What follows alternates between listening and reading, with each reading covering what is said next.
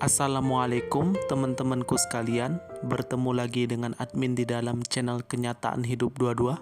Pada video sebelumnya, admin pernah membahas yang namanya akal manusia. Mulai dari definisi, apa yang ada di dalam akal manusia, itu sudah pernah admin bahas dan bahkan admin sudah buatkan playlistnya. Pada dasarnya, akal manusia memiliki banyak sekali informasi. Dan informasi-informasi yang ada di dalam akal manusia ini didapatkan dari panca indera manusia. Jadi, panca indera bertugas untuk mencari informasi dan akal berfungsi untuk menyimpan informasi yang didapatkan dari panca indera. Dan informasi-informasi inilah yang membuat kita sebagai manusia memiliki kacamata untuk memandang dunia. Dan kita sebagai manusia memiliki kacamata yang berbeda-beda dalam melihat dunia. Itu yang disampaikan oleh seorang filsuf yang bernama Feyerabend. Beliau pernah berpendapat bahwasannya kita sebagai manusia terkadang melihat dunia dengan kacamata yang berbeda-beda. Mungkin seperti ini teman-temanku sekalian. Ada seorang yang mungkin saja membuang sesembahan di lautan. Mungkin para ulama memandangnya ini adalah sebuah kesyirikan. Akan tetapi mungkin ahli ekonomi memandangnya ini adalah sebuah cagar budaya yang harus dilestarikan dan mengundang wisatawan. Ini kan bisa jadi. Dan artinya apa? Kita sebagai manusia terkadang melihat dunia dengan kacamata yang berbeda-beda.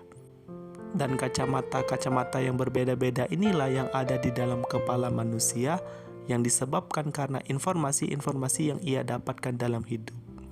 Apabila selama hidupnya ia mendapatkan informasi-informasi yang baik, mungkin ia akan menggunakan penalarannya dengan baik. Dan sebaliknya, apabila ada orang yang memiliki lingkungan yang buruk, mungkin saja penalarannya akan juga buruk. Karena pada dasarnya lingkungan dan kebiasaan inilah yang membentuk akal rasio seseorang. Makanya jangan kaget teman-temanku sekalian, kita sebagai manusia memiliki sudut pandang yang berbeda-beda dalam hidup. Tergantung apa yang pernah kita rasakan dan apa yang kita pernah pelajari. Karena kedua hal ini, baik apa yang kita rasakan, apa yang kita pernah pelajari, inilah yang akan membentuk pola pikir kita. Apabila pola pikir kita terbentuk dengan baik, mungkin kehidupan kita akan baik. Dan sebaliknya, kalau pengalaman kita dan pengetahuan kita membentuk akal kita menjadi hal yang buruk, kita akan menjalani kehidupan dengan buruk. Maka dari itu pentingnya yang namanya sebuah pengetahuan. Setelah yang namanya sebuah pengetahuan, ada yang harus kita tanamkan lagi di dalam diri kita, yaitu sebuah pendirian.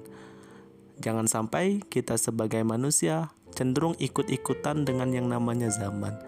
Boleh kita mengikuti zaman apabila membawa ke hal yang positif. Apabila membawa ke hal yang negatif, hendaknya kita tinggalkan saja. Apalagi perubahan zaman yang membawa kita ke hal-hal yang mungkin saja tidak penting, ya hendaknya kita tinggalkan saja. Jangan sampai kita menjadi manusia yang dirubah oleh zaman. Kita sebagai manusia harus menjadi seseorang yang merubah zaman, bukan kita yang dirubah oleh zaman.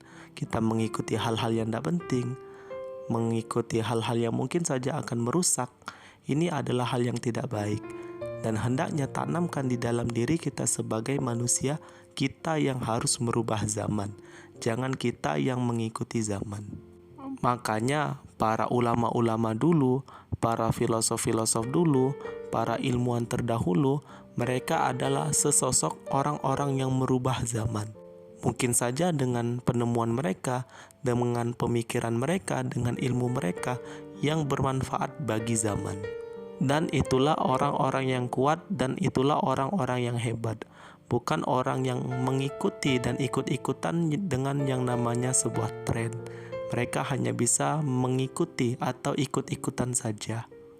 Itu adalah contoh orang-orang yang lemah, yang hanya mampu mengikuti saja, bukan berusaha untuk merubah, malah justru mengikuti hal yang mungkin saja tidak berguna.